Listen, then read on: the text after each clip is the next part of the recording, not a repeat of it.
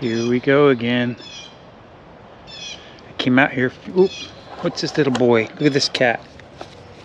This is Bongo's brother. Bongo's brother. Right? Are you Bongo's brother? You're a little Bongo. You're a little Bongo boy. You're a little Bongo boy. What are we gonna call Bongo? Bongo 2. I'm gonna call you Bongo 2, right?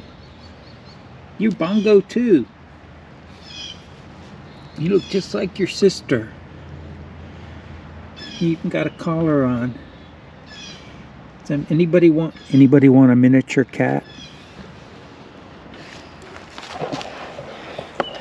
I think they're perpetually small, very small cats. Isn't that strange? Annie's in the window. I don't know if he's been fixed, but he is a tiny.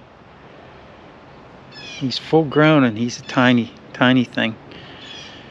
So maybe we should breed him as a tiny breed, right? Let me show you the weather, because I think I'm gonna go inside. Look at this.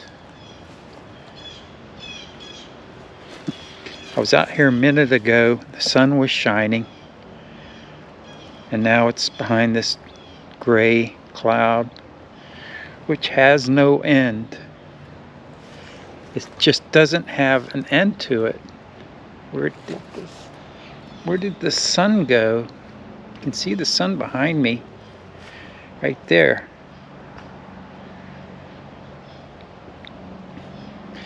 And when the sun's not shining, it's cold. The wind has died down quite a bit, but there's still a breeze. And that sun could come out, I could stand it. But there's no sense in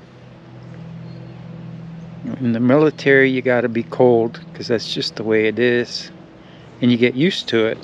You develop a tolerance or the ability to just accept it. Well, now you don't have to, so why even do it? A lot of people don't realize that until you've lived without it for a while. If you've had to live on the street, I guess, it'd be the same. And learned what it's like to be really, really cold and not have a warm place to go to. So thank God, God has blessed us, right? Remember with the Aunt Teresa's place, with the apartment, with the trailer, and now with this house. You know, God is so good. I can't believe He's been so good to me and to all of us, because it tends to like trickle down, doesn't it? You hope that you're a good person and you do the best you can, try to treat people right, and most of the time, not always, but most of the time, God blesses you. Sometimes God sees fit to not give you too much of a rope, or you'll hang yourself. So who can complain? I'm going to go inside. This sun is just not going to come out. And the little boy's still here. Right, you little boy? Huh? What? What? What are you doing? What you doing? What you doing, little boy? It's definitely Bongo's brother. Now see, now the sun's coming out just a little bit. It's not totally out. You can see my shadow. You see my shadow? It's still behind a gray cloud. There's Goo Goo. All right, let's move this inside. This is gonna be like borderline cold. Maybe it's cold, maybe it's not. Maybe it's cold, maybe it's not. See you inside.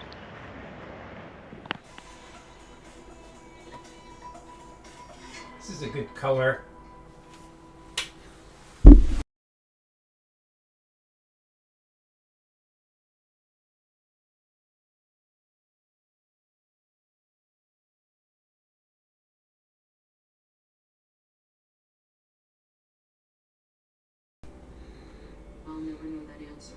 Is it working?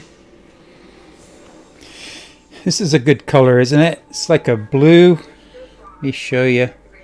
I was watching Dateline NBC. The only light I've got on is the one over here.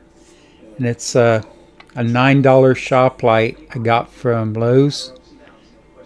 An LED shop light for $9. It's got 2 tubes, all LEDs, and it's only 3 feet long. It's just so... When I was looking for this stuff, I happened on these things that were so cheap, like this 65, the webcam out there, the Logitech 1080p Pro Stream.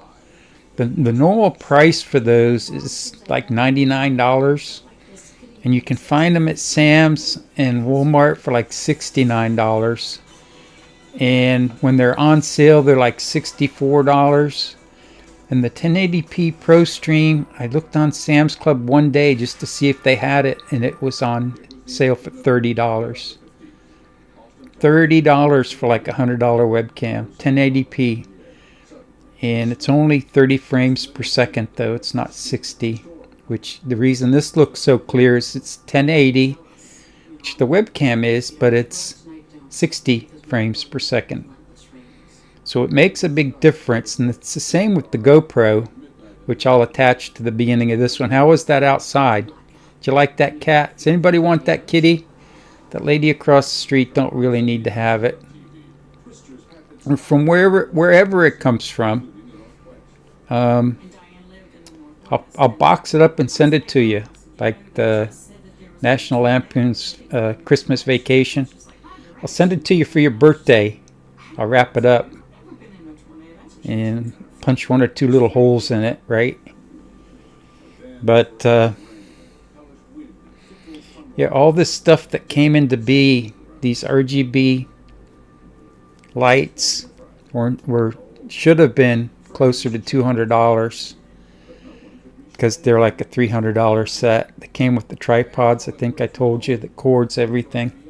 Of course, they had to ship me the cords. Isn't that just such a pretty light?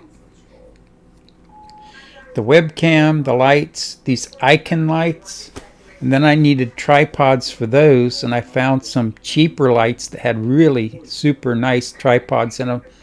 Tripods were worth $150, and I think I got everything for $70.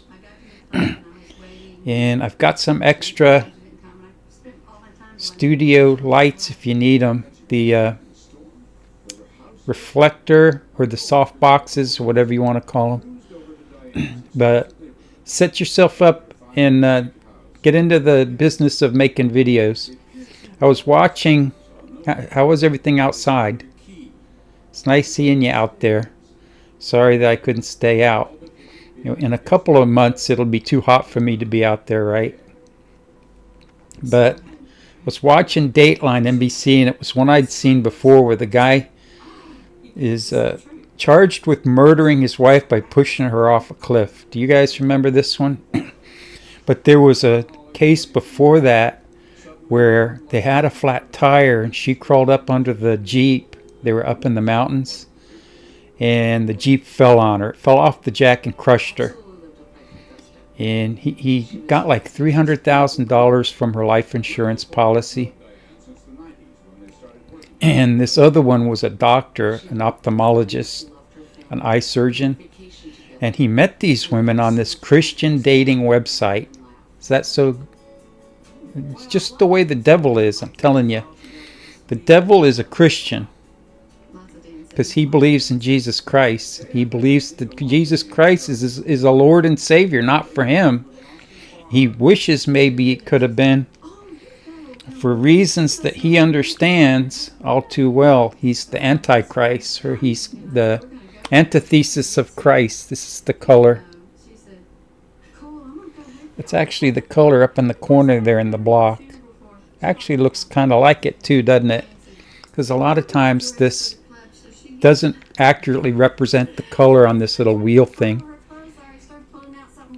It's just amazing how this stuff popped up when I needed it. Like I was talking about outside, Aunt Teresa's place.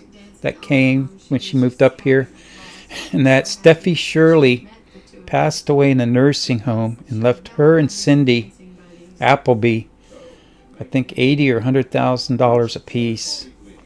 And she used that $50,000 from that to put the trailer in. She went out and paid cash for that trailer, so she didn't owe anything on it, and put that trailer in out of that. You know, the lady just out of the blue leaves her this money. It was $70,000 or $80,000. Might have been more, 'cause she didn't exactly tell us how much. But Cindy got half of whatever it is the lady had, and they tried to sue because she died of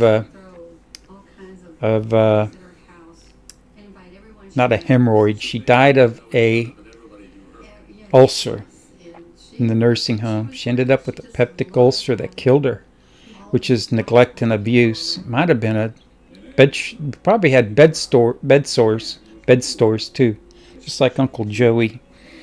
And there's no cats in here, by the way. And when she died, she leaves them because they let this lady, Stephanie Shirley was her name, or Shirley Stephanie. Isn't that a strange name? It might be Stephanie Shirley. And she was like the only one left in her family, and they allowed her to work at the clinic. She might have lived in that trailer park behind the Pembroke Park Animal Clinic. That's where she had her clinic at. Stephanie Shirley, she let work at the front desk, and that's where my mom worked. My mom was the front end clerk for her for I don't know how many years. She would be the one behind the sliding glass door. Nana would be. And she had these racks and racks, hundreds and hundreds of files of patients, you know, that the clinic had. Probably 6,000 or 8,000 files of patients, because you know there's like a couple million people down there. And it was a good clinic. Doc Parrott started it. And that's where Aunt Teresa got her what do you call it, hands-on medical training, because she married that doctor. And everybody thought she'd marry some, you know, health-conscious, muscular guy, because that's just the type of person she was into. But when she married Doc Parrott, he weighed about 400 pounds and he was obese, a veterinarian. And she met him because she was vet teching in a clinic up in Hollywood, and he was working there as he was one of a couple of vets that worked there. And they decided to get out he decided to get out on his own and get his own clinic. But he also Dr. Parrott used to be the vet for the racetrack. What was it called? Not the Calder Racetrack, Calder. It's not there anymore. I think that's where the Joe Robbie Stadium is now. But the Calder racehorse. He was the doctor for the racehorses and the greyhounds, the dogs. And I guess he did that part-time. So he gets the clinic at Pembroke Pines. And Teresa ends up marrying him in a civil ceremony, just like a justice of the peace at the courthouse or something. I think my mom was there, and I don't know if my dad was. Somewhere I got a picture of it. And most of all that stuff got thrown out. And she stayed with him till she graduated medical school and worked there for I don't know how long. I don't even think it was a year after she graduated, and then they started having personal problems. And I met his parents. His parents lived down here in Wauchula, which is just south of where we are. And I met his parents because I met them when he actually lived in his parents' house in Miami. North Miami Beach is where they live. And not far from the Oleta River and the Atlantic Ocean, actually. But it's the house that I don't know if he grew up in that or if that was his parents' house. The Parrott's house. And that's where Aunt Teresa lived. And when she when they got divorced, She paid him off $150,000 or something so she could take the clinic, keep the clinic. And then Uncle Bob put in a shower with a sump pump that drains into the sink so Aunt Teresa could actually live at the clinic. She didn't have a place to stay. So she lived at the clinic for 6 months. She dated a couple of guys. She dated the Tarzan guy up in Boca Raton. That was the guy who had $1 million business gold plating Rolls Royces. He could chrome plate anything or gold plate anything. That's what he did for his business. And because it's Palm Beach and rich people, he had a lucrative business. But he had big tigers at his house. He played in 1 or 2 movies as Tarzan. So she took care of his tigers. I think that's how she met him. And she actually lived with him for a little while. And then I guess things got a little too rough for her with him. And she moved out. Moved back into the clinic. And she dated this guy from Broward County Sheriff's Office. I think he worked in the jail. And I can remember once he brought her some red roses to the clinic. And he seemed like a really nice guy, but it wasn't along the lines of, you know, what she wanted. And I'm not sure how she met Rich or who she met Rich through. But it definitely wouldn't have been somebody that's unimportant. And there's kind of more to that story, and I won't get into it right now. I'm going to turn this TV down just in case I get nabbed for a copyright violation. Right, this is Dateline NBC again, and they're talking about another murder where the lady had a rubbing abrasion on her cheek. She was strangled. She had been strangled. She said, oh, something bad had happened at that particular spot. Was there any indication that she had been sexually assaulted in any way? No. Her clothes weren't messed up. You know, it's so sad. There's these evil people that live out there.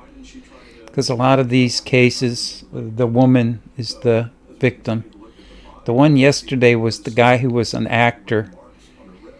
And he seemed like a really nice guy. A little bit heavy, but he looked nice, and he had a blonde girlfriend who was his co-actor at these at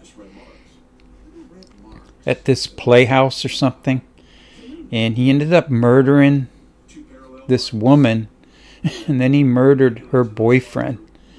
And on top of that, he dismembered the guy. This was just so strange. And I don't know, what do you call it, a psychopath? It's like he had a different personality nobody knew about or something, I don't know. And the day he did that, he killed him and dismembered him. He starred in a play a few hours later, and it was recorded, so he was acting like nothing had ever happened.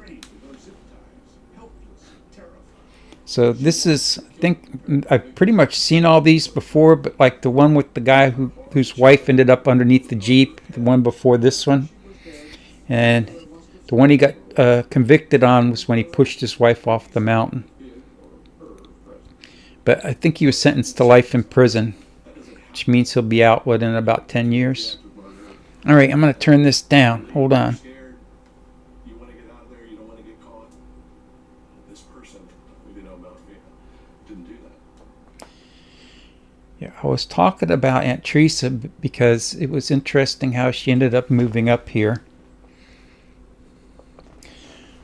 I put you on pause when I drink because it's impolite to eat and drink on the camera. Remember that. You use YouTube stars, you boob stars of the future that are yet undiscovered. You might be the new Miss Beast, be giving away millions of dollars. But isn't it strange how my throat's pretty clear today? And this morning I had a really bad coughing fit. One of those coughs that you almost throw up with. You ever have those? It's like something was caught in my throat. Sometimes it feels like something pops. It goes like this. Makes a snap. I'll feel this snap down here, and it'll feel like something will dribble down. Maybe I have vocal cord polyps. Could that be it? We could, with the computers nowadays, you can pretty much diagnose yourself, except when everything and anything, like in my case, my symptoms could be anything from just vocal cord polyps, post-nasal drip, or Hodgkin's, non-Hodgkin's lymphoma or something. It's like there's so many things that it can be. But until you start pooping blood, until you start coughing up blood, until you start peeing blood, or blood starts coming out of your eyes and your ears, and it shows up that you're something else on your blood test indicates a disease, they don't really care, or they just got too many patients to really get too involved. It's the way it comes out. But I was talking about Aunt Teresa, how she moved up here. And I've talked about this the other day too. And that Stephanie Shirley passed away and left her all that money. And she bought the trailer. You know, I lived in that house. I slept in that bottom bedroom, which is where Nana ended up when Pop went into the nursing home before she got her trailer. She stayed with me for a little while, but she wanted to be closer to Teresa, so she put her in the bottom bedroom at the farmhouse. But I stayed there at first, and when we sold the property up in the Green Swamp to satisfy you know who. And Stephanie Shirley died and left her that money, and she went out. I went out with her to 2 or 3 places, and we ended up getting a trailer from that place in Haines City. That nice double wide with the porch on the end. You know, that would have been like a 5-bedroom, 2-bath, 3-bath house if it hadn't had that porch on it. It was a big house for sure. But it was nice because I could set up my workshop out there, which is what I did. And yeah, it didn't cost her anything for all that. And in the end, it made her money when she sold the property. So it wasn't like she was throwing money away on me or anything else. She got all of her money and then some back. I think she got twice of what she put into that house and that property, because the road was all sand, real soft sand. Of course, I had the 4-wheel drive Suburban, the 86 GMC 3/4 ton heavy truck. It got like 8 or 9 miles a gallon if you were lucky. And that used to cut through that sand like it wasn't even there. Her truck wasn't 4-wheel drive though, but she paid like $13,000 to have that road paved.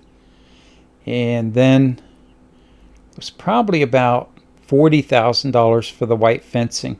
That was more expensive than putting in a road. That nice decorative fencing. And then as soon as it gets up, you find out, guess what, it's not horse-proof because they can just pop those panels out their heads.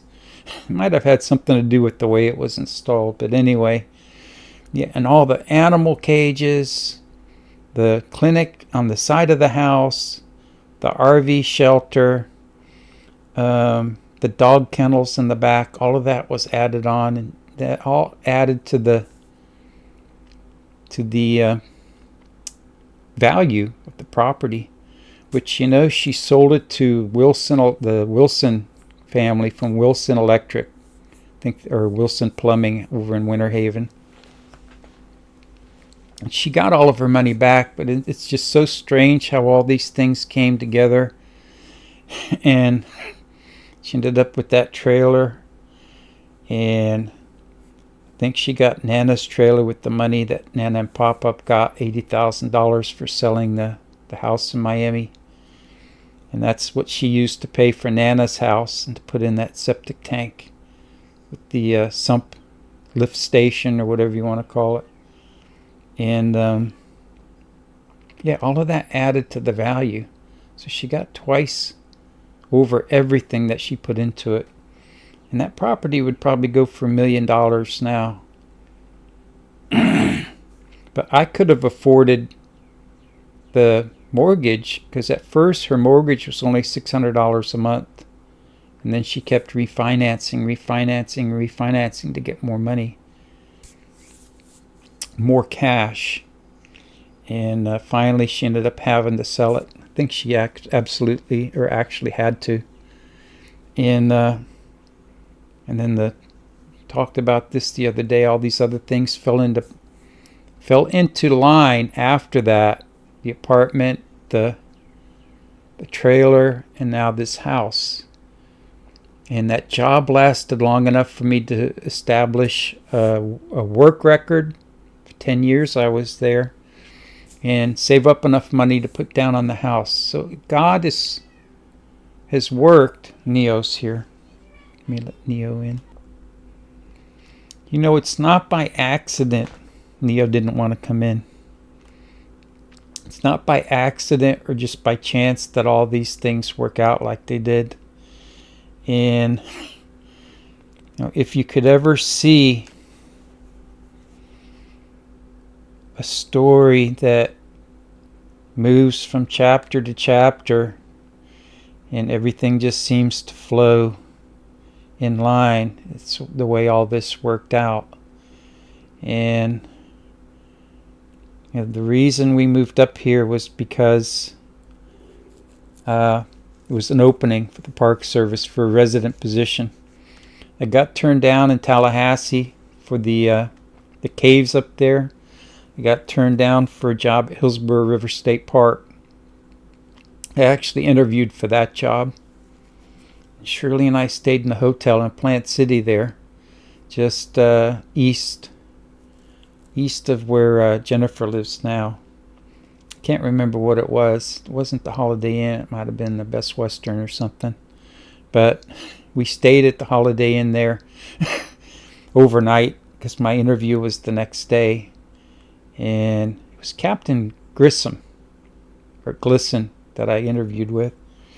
But I ended up getting the job up here at Tenor Rock because nobody wanted to come up here.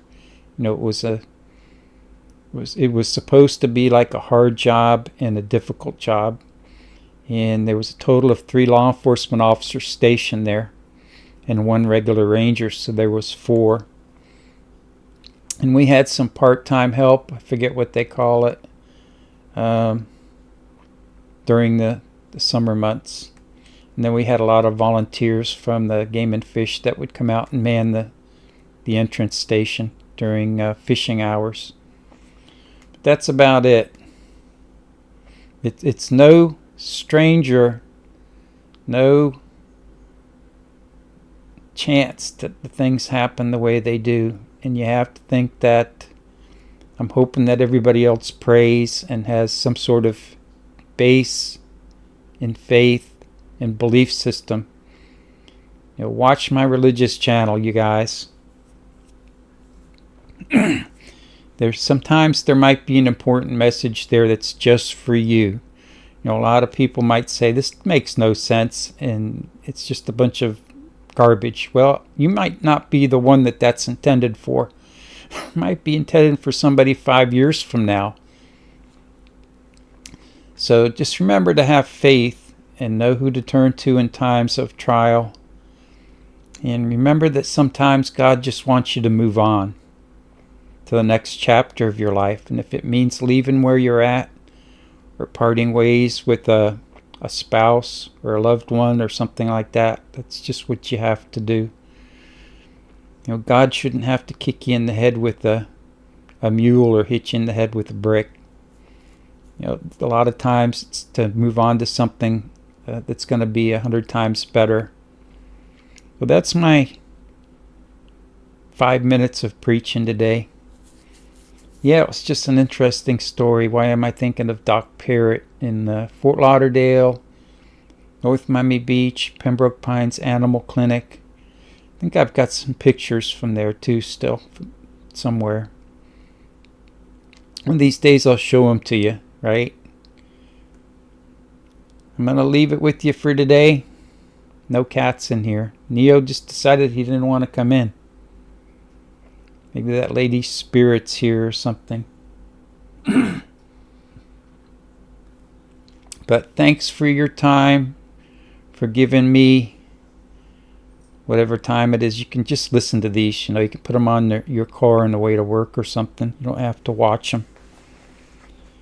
And yeah, interesting story. I was going to talk about instinct shooting and special operations training, which is the anti-terrorism training put on by the Special Forces back in 1979 or 1980.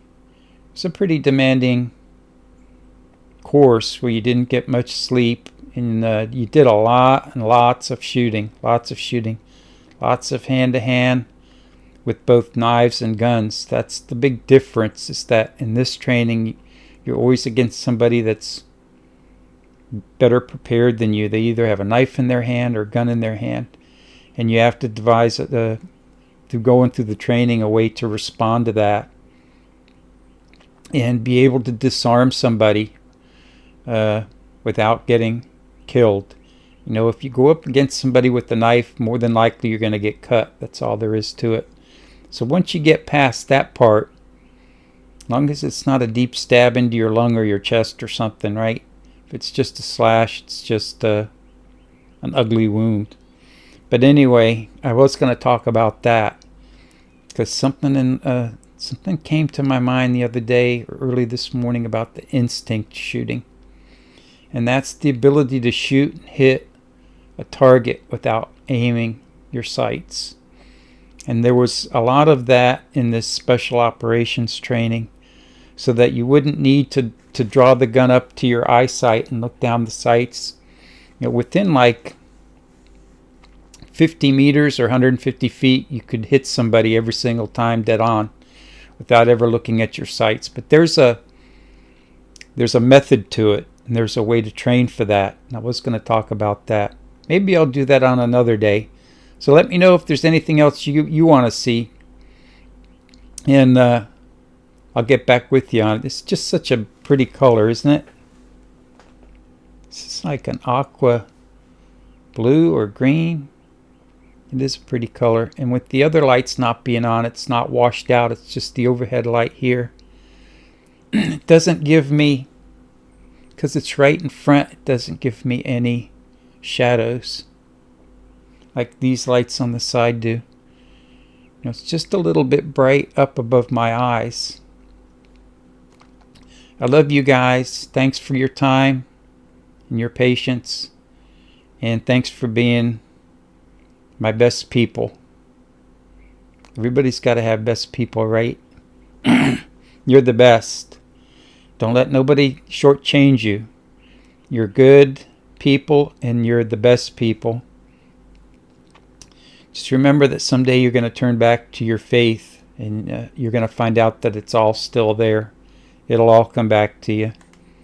But God has been good, not only to me, but to all of us. You're living proof of it. I love you. God loves you. Together and forever we always will. May we be reasonably happy in this life, supremely happy forever in the next. I love you guys. I should start reciting that serenity prayer, like the whole thing, like I did the other day. All right, let me get ready to hit stop recording. Bye, you guys. I'm going to put on Dateline and watch the rest of this one. Even though it's one I saw before, I just kind of start forgetting the details, you know what I mean? I love you guys.